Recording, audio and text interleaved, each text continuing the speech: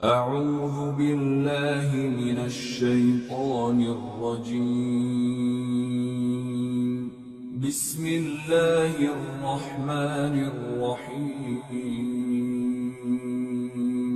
سورة النحل آیت نمبر 120 إن إبراهيم كان أمة قانتا لله حنيفا ولم يك من المشركين ترجمہ بے شک ابراہیم ایسے پیشوا تھے جنہوں نے ہر طرف سے یکسو ہو کر اللہ کی فرما برداری اختیار کر لی تھی، اور وہ ان لوگوں میں سے نہیں تھے جو اللہ کے ساتھ کسی کو شریک ٹھہراتے ہیں۔ تفسیر ایک پوری امت تھا، یعنی وہ اکیلا انسان بجائے خود ایک امت تھا۔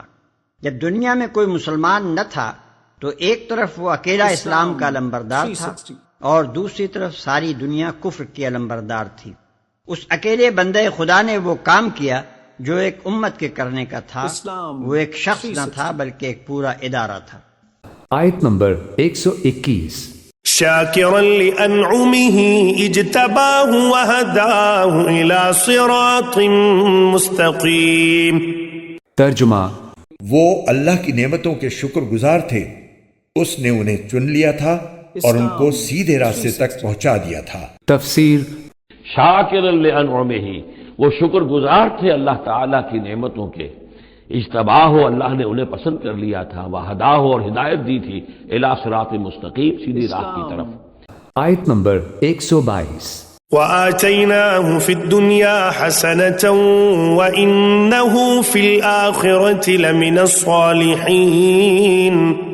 ترجمہ اور ہم نے ان کو دنیا میں بھی بھلائی دی تھی اور آخرت میں تو یقیناً ان کا شمار صالحین میں ہے۔ تفسیر وآتیناہ فی الدنیا حسنہ، اور اسے دنیا میں بھی بھلائی اور خوبی عطا کی، وإنہ فی الآخرۃ لمن الصالحین، اور یقیناً آخرت میں بھی وہ ہمارے نیک بندوں میں ہے۔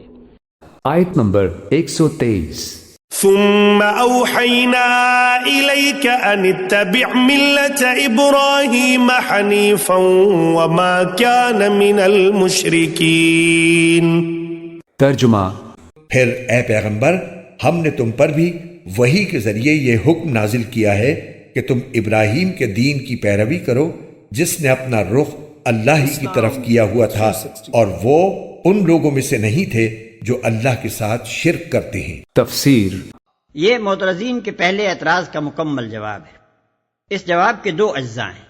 ایک یہ کہ خدا کی شریعت میں تضاد نہیں ہے، جیسا کہ تم نے یہودیوں کے مذہبی قانون اور شریعت محمدی کے ظاہری فرق کو دیکھ کر گمان کیا ہے، بلکہ دراصل یہودیوں کو خاص طور پر ان کی نافرمانیوں کی پاداش میں چند نعمتوں سے محروم کیا گیا تھا، جن سے دوسروں کو محروم کرنے کی کوئی وجہ نہیں۔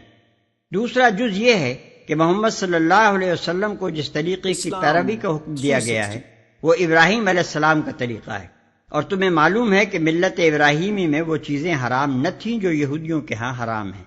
مثلا یہودی اونٹ نہیں کھاتے، مگر ملت ابراہیمی میں وہ حلال تھا۔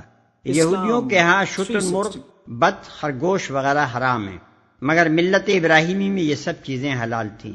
اس جواب کے ساتھ ساتھ کفار مکہ کو اس بات پر بھی متنبہ کر دیا گیا کہ نہ تم کو ابراہیم علیہ السلام سے کوئی واسطہ ہے نہ یہودیوں کو، کیونکہ تم دونوں ہی شرک کر رہے ہو۔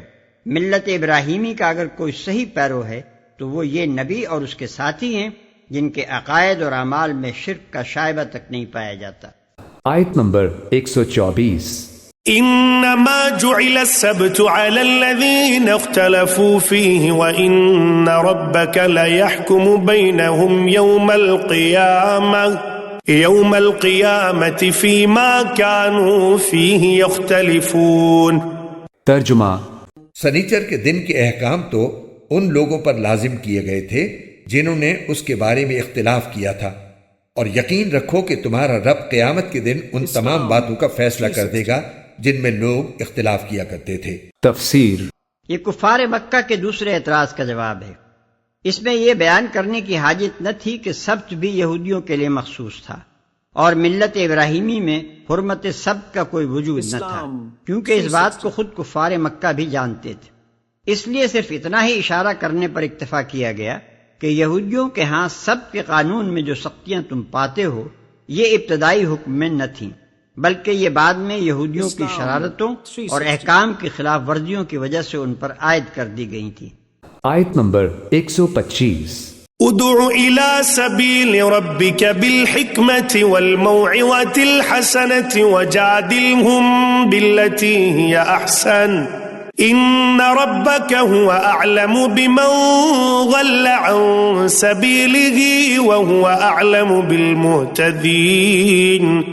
ترجمہ، اپنے رب کے راستے کی طرف لوگوں کو حکمت کے ساتھ اور خوش اسلوبی سے نصیحت کر کے دعوت دو، اور اگر بحث کی نوبت آئے تو ان سے بحث بھی ایسے طریقے سے کرو جو بہترین ہو۔ یقیناً تمہارا پروردگار ان لوگوں کو بھی خوب جانتا ہے جو اس کے راستے سے بھٹک گئے ہیں، اور ان سے بھی خوب واقف ہے جو راہ راست پر قائم ہیں۔ تفسیر۔ یعنی دعوت میں دو چیزیں ملحوظ رہنی چاہیے، ایک حکمت، دوسرے عمدہ نصیحت۔ حکمت کا مطلب یہ ہے کہ بے وقوفوں کی طرح اندھا دھند تبلیغ نہ کی جائے، بلکہ دانائی کے ساتھ مخاطب کی ذہنیت، استعداد اور حالات کو سمجھ کر نیز موقع و محل کو دیکھ کر بات کی جائے۔ ہر طرح کے لوگوں کو ایک ہی لکڑی سے نہ ہانکا جائے۔ جس شخص یا گروہ سے سابقہ پیش آئے پہلے اس کے مرض کی تشخیص کی جائے، پھر ایسے دلائل سے اس کا علاج کیا جائے جو اس کے دل و دماغ کی گہرائیوں سے اس کے مرض کی جڑ نکال سکتے ہوں۔ عمدہ نصیحت کے دو مطلب ہیں، ایک یہ کہ مخاطب کو صرف دلائل ہی سے مطمئن کرنے پر اکتفا نہ کیا جائے بلکہ اس کے جذبات کو بھی اپیل کیا جائے۔ برائیوں اور گمراہیوں کا محض عقلی حیثیت ہی سے ابطال نہ کیا جائے، بلکہ انسان کی فطرت میں ان کے لیے جو پیدائشی نفرت پائی جاتی ہے اسے بھی ابھارا جائے اور ان کے برے نتائج کا خوف دلایا جائے۔ ہدایت اور عمل صالح کی محض صحت اور خوبی ہی عقلاً ثابت نہ کی جائے بلکہ ان کی طرف رغبت اور شوق بھی پیدا کیا جائے۔ دوسرا مطلب یہ ہے کہ نصیحت ایسے طریقے سے کی جائے جس سے دل سوزی اور خیرخواہی ٹپکتی ہو۔ مخاطب یہ نہ سمجھے کہ ناصح اسے حقیر سمجھ رہا ہے اور اپنی بلندی کے احساس سے لذت لے رہا ہے، بلکہ اسے یہ محسوس ہو کہ ناصح کے دل میں اس کی اصلاح کے لیے ایک تڑپ موجود ہے اور وہ حقیقت میں اس کی بھلائی چاہتا ہے۔ اور اگر بحث کی نوبت آئے تو ان سے بحث بھی ایسے طریقے سے کرو جو بہترین ہو۔ یعنی اس کی نوعیت محض مناظرہ بازی اور عقلی کشتی اور ذہنی دنگل کی نہ ہو، اس میں کج بحثیاں اور الزام تراشیاں اور چوٹیں اور پھپتیاں نہ ہوں۔ اس کا مقصود حریف مقابل کو چپ کر دینا اور اپنی زبان آوری کے ڈنکے بجا دینا نہ ہو، بلکہ اس میں شیریں کلامی ہو، اعلیٰ درجے کا شریفانہ اخلاق ہو، معقول اور دل لگتے دلائل ہوں، مخاطب کے اندر ضد اور بات کی پچ اور ہٹ دھرمی پیدا نہ ہونے دی جائے، سیدھے سیدھے طریقے سے اس کو بات سمجھانے کی کوشش کی جائے، اور جب محسوس ہو کہ وہ کج بحثی پر اتر آیا ہے تو اسے اس کے حال پر چھوڑ دیا جائے تاکہ وہ گمراہی میں اور زیادہ دور نہ نکل جائے۔ آیت نمبر 126۔